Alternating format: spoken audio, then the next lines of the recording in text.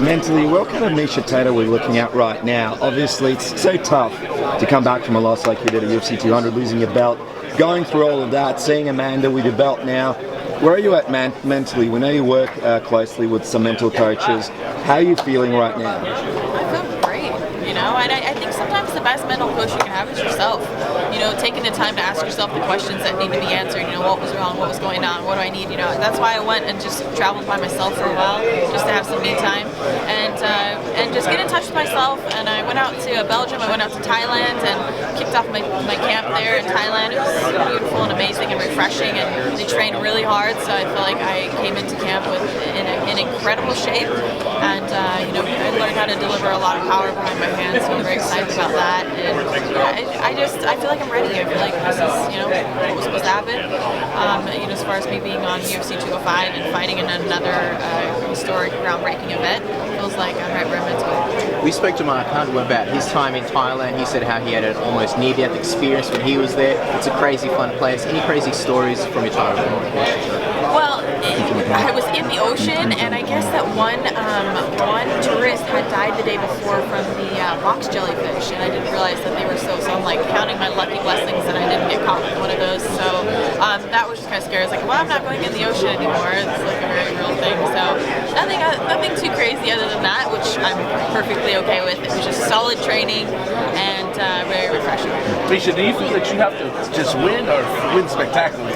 Does it matter just getting the W regardless of how it happens, or do you think you need to entertain with this big stage being the Mecca and everybody, all eyes on 205? Well, I want to be able to go out there and have the performance of my career and be able to entertain, But one thing I can say about Raquel is like she's very tough to put away, and she's very, very durable, and she's good, and she's very well-rounded, But I think that makes for a very exciting fight.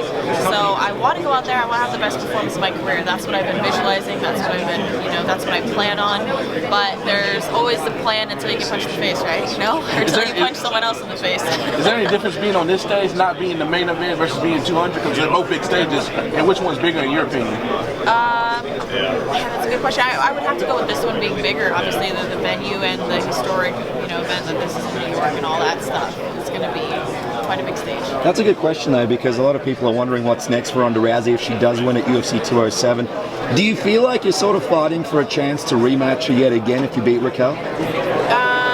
Yeah, essentially. Yeah, I think that a good performance against Raquel, like I said, she's on this win streak, and she's hot, and I keep repeating myself, so I apologize if you ever heard that, but she's a really viable opponent, and beating her says a lot. I think it really solidifies my position as, the next potential #1 contender. Because when she was on Ellen, obviously she spoke about the fact that she doesn't have much time left in the sport of MMA. What was your reaction to that? Were you a little bit upset that you might not get the opportunity to rematch her again? Possibly she might retire before you get a chance to fight her again. I mean, I was already thinking that when she was going to fight Holly, she'd already mentioned about not having that much time and whatever. So no, it just didn't surprise me at all. I expected her to say that, but it just reaffirms that it's sort of a race against the clock.